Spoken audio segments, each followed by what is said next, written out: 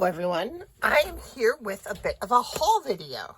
This I'm going to save for last because that's totally cool. But first I want to talk about some free books. So I work at a high school, and the high school library was getting rid of a ton of history and science text type books, including all of these field guides. So I know not everybody works at a high school, but it made me think, library book sales and library book donation bins. And even if you can train a high school student that to keep an eye out, this is a great place. So all of these are for free. And I want to talk about the different styles for a minute. So the ones that I use a lot are the older Peterson field guides, and they come in a wide variety of styles, and they often have, here, let me just slice this. This has some lovely old tape, and it's actually on the cover, which is kind of cool, but they have these wonderful covers, and very often the covers have, they have these cool measuring rulers. Words, it's early. Rulers on the front and images. And this is because it's had the dust jacket on it. It's in really good condition. And it's been in a high school, so probably no one has actually used it ever. But it's got great illustrations. It's got great kind of yellowed pages. The index is awesome. So these field guides are just one of my favorite things to use to make journals. I've made lap books out of them. You can leave it as is. You can cut out the spine to widen it. You can put two of these together and make a spine here for a lap book. I've done that before. So those are great. And then let's see. Now this kind has a glue. No, it's not even a glued in spine. That's interesting. It is not a glued in spine. I actually haven't taken, here, let me move these out of the way for a minute so you can see what I'm talking about. You see how they are glued together, but they're not glued to this plastic cover. So that's interesting. I haven't actually tried to do something with this type before. So this is an Audubon guide, right? No, it's not Audubon. It is, yes, it is Audubon. And it's an interesting format. It's fairly narrow. Let me show you how narrow it is. 3 and just shy of 3 3/4 wide, and shy of 7.5 high. So it's almost like a TN. Is that in, what is that in centimeters? It is not quite 10 and not quite 19. So yeah, so it's not quite a TN, but it kind of feels TN-like in terms of size. And it has all kinds of interesting, this one is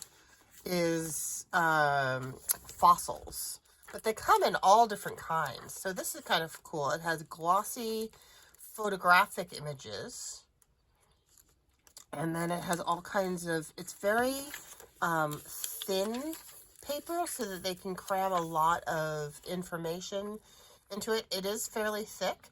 So this will be an interesting thing to investigate using. I haven't really done it before. So I have this fossil one. Of course, that's gold. And I also have rocks and minerals. I just grabbed what they had. But these are pretty pictures too.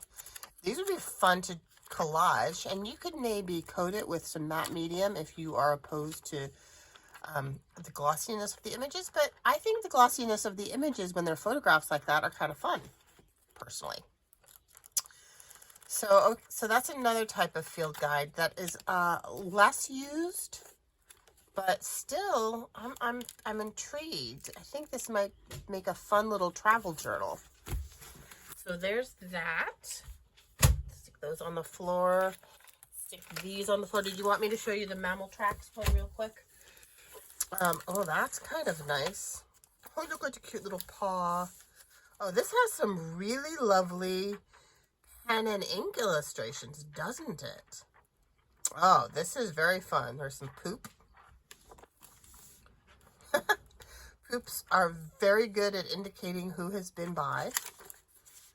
Oh, that's cute too. This is fun. Okay, so that's a fun one. Do we want to see what the cover looks like? So again, library book sales, library cast-offs are all sources of either free or very inexpensive books. And if you are going to a library sale, very often, libraries around me anyway, will have one big summer sale. And sometimes too, after the sale, they'll have bins of free books, the things that they couldn't sell and they just don't want to store. So that's another one, good one. I really like this one. I'm very intrigued. I think this could make, I don't know, a very fun nature journal. Very cool. Okay, so now there's this one. So this is the Field Book of Seashore Life, and I have never heard of this one before. Roy Walder Minor, American Museum of Natural History. Let us see what the cover looks like. So this is a reveal to me as well as to you because I have not seen this one before. Oh, I like this one. This is a nice thick spine. I'm saving all of this because look at the yummy aged tape that are on these often. Okay, so yeah, I haven't seen this one before. Oh, it's wet. So maybe somebody used this. But for a seashore journal, this has some really nice hand-drawn illustrations. And then it's got the color plates separately. Oh, these are cool. It's actually kind of a shame that some of them are damaged. I would still use them. These would be fabulous tags, wouldn't they? In an ocean seaside journal. These are really great. I think those are, here's another set of, yeah, really cool. Oh, I'm excited about that one. And it has such a nice thick spine. And this is also of kind of a narrow format. 3.5 by 7.25-ish. And in centimeters, almost 9 and 18. So again, very traveler's notebooky size. Like I could totally see this being, oh my gosh, like a traveler's beach journal. I'm excited about that one. Getting some ideas. And isn't that fun too? That like just having a different kind of book can be kind of inspiring. All right, so this one is another field guide. This whole line of field guides was not one that I was familiar with. New book of reptiles and amphibians. Oh, that one popped off. There's a little bit of tape, not as much. Still usable. The acetate is good for windows. It's real acetate. Ooh, those are good marks. 1971. Okay, so these are some good illustrations. Less popular, I think this, I'm not sure if I would make a themed reptile and amphibian book, but I could definitely use the illustrations in something. Well, the cute little salamanders. But again, the cover alone, interesting red cover with some yummy grungy tape. Very cool. Here's Freshwater Life. Oh, is this taped on? This one's, oh, that's got some yummy yellowed tape on it. Why did they tape them to the actual cover? Ooh, look at that. I'm going to save that right there. And then, there we go. So I saved all that tape on there. It's an interesting brown cover, the New Field Guide of Freshwater Life. Cover is in spectacular condition. Ooh, some nice shells. Bugs. Ooh, we all love us some bugs. Or not all of us, but there are those of us who love us some bugs. Ooh, dragonflies. So that's fun. Are there any color plates? There's some color plates at the beginning. These would make fun little tiles, wouldn't they? Oh, that's a nice illustration. Well, that's a nice little one, too. Again, an interesting size, like the others. And then here's another copy of the Reptiles and Amphibians. It's the same. Oh, no, it's a different cover. It's got a yellowish cover. Is it the same thing? Just a different edition, perhaps?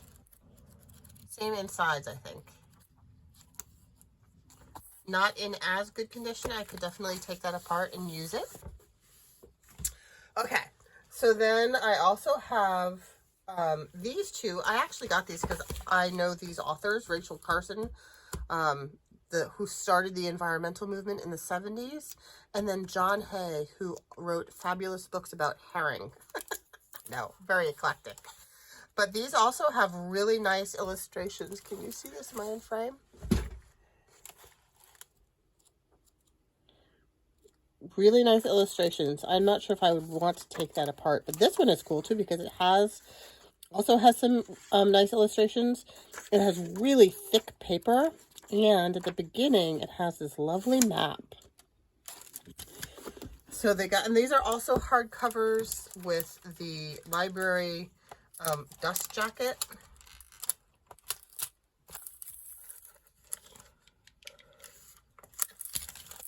And isn't that a nice blue cover? The Atlantic Shore, that would be a great seaside journal too. I think maybe I have some seaside journals in my future this summer. Some beach journals. This Rachel Carson book. Oh, it has a crab.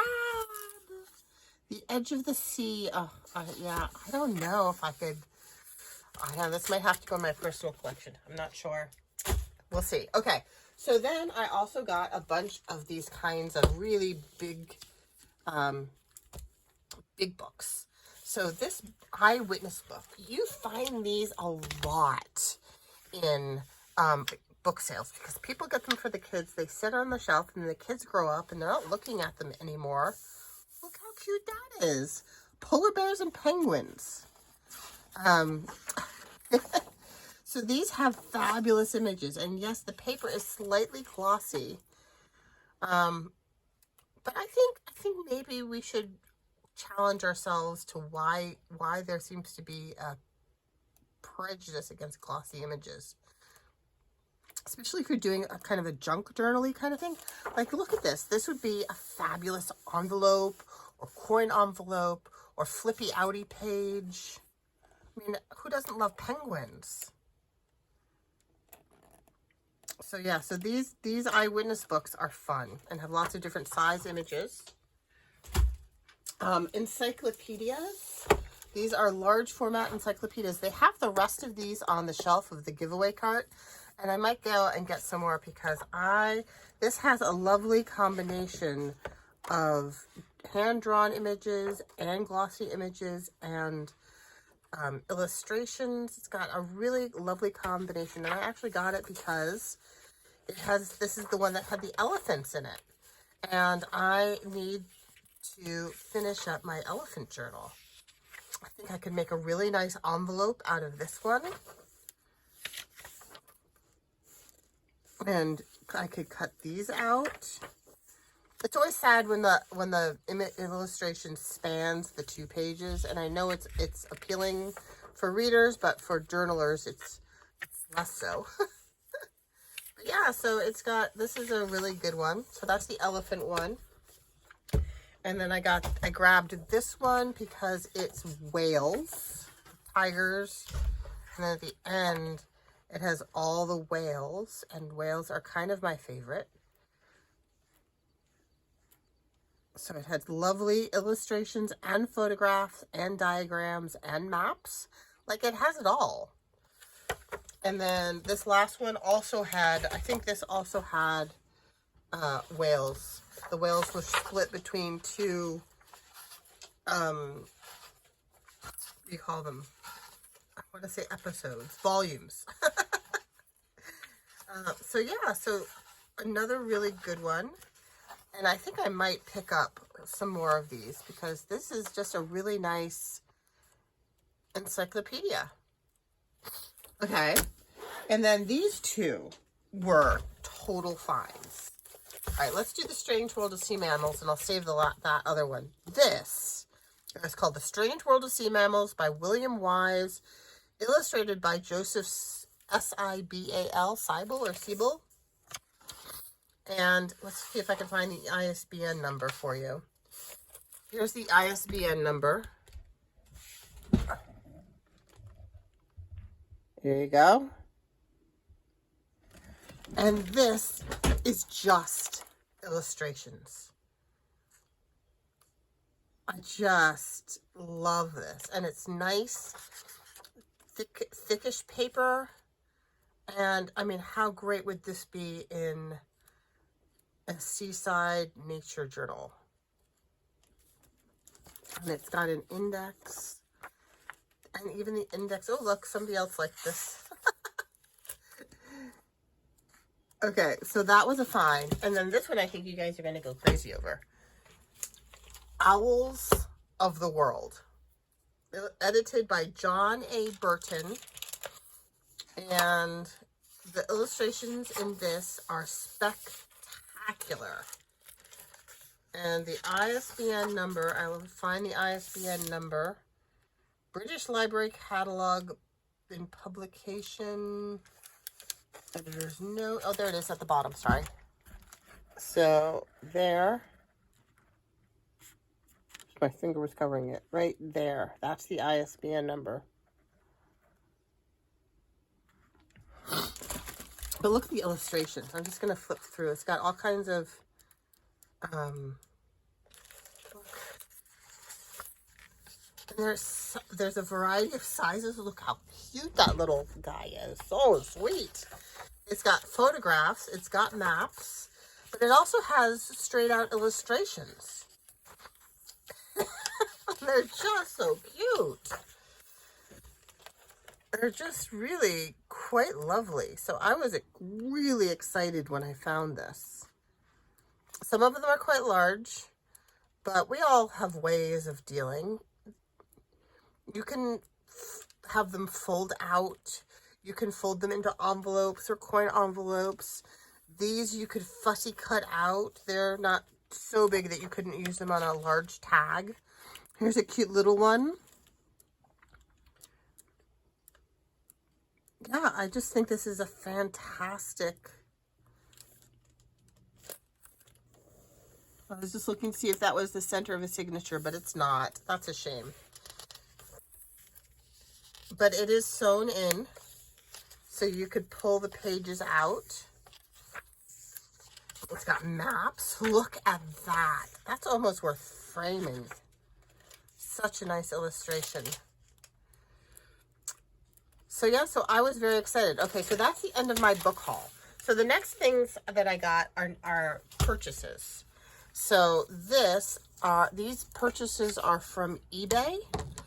And you know, I have had not done any eBaying in quite a while. And then recently, you know, I didn't have access to places where I could find, I don't have a lot of, I've got some antique shops, but everything is expensive. And I don't have a lot of thrift stores around here.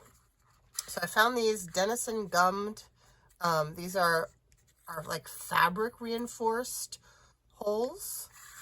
And these are, oh, just the box. I didn't realize that. Oops. But they're such cute little vintage boxes too. So maybe I'll make something out of that vintage box since it's empty. And then these are also cute little gummed reinforcements, vintage, and I forget what was in here. Oh, these are actually, gosh, I don't remember doing this. Ink. All right, so that wasn't a great haul, but it's a cute box, and maybe I can find something, but they're cute. I don't remember why I did that. This is so cool. Can you see that? So it's like a little cardboard,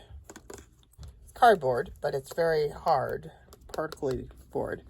And it has all these little book-shaped boxes. I think that's why I thought I was getting over there.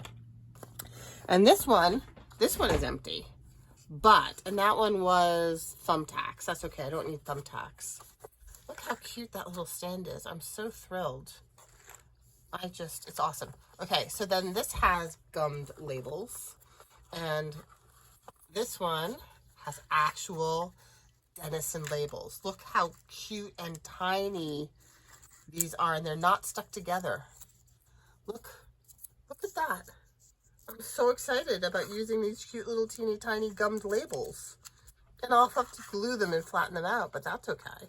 I can do that. And then in this one, we have more of those little reinforcements, but these, look, I wonder if it has a patent, I think, but look, it's craft. I don't know if that's focusing. It says Denison's Paper Eyelets. Oh my goodness. I opened that box and I was like, holy cow. I don't know if I'm allowed to scan these or not. I'll have to figure that out. If anybody out there knows if I'm allowed to scan those, let me know, because these certainly seem very old. Photo wafers. So, I don't know if I'll actually use those. Maybe in collage. Index tabs. And these are cute. But these are like frayed burlap in color. Gummed labels in there. The airmail labels have actual airmail labels. Again, if you know if I'm allowed to scan these and make copies, let me know, because this has that little biplane on it. How cool is that? And it's got that vintage red and blue. And I've also got some of these. Oh, there we go. How are these not all stuck together? I don't understand. Employ epileptics. Huh. Interesting. I don't know what that means. Let me know if you know what that means. And then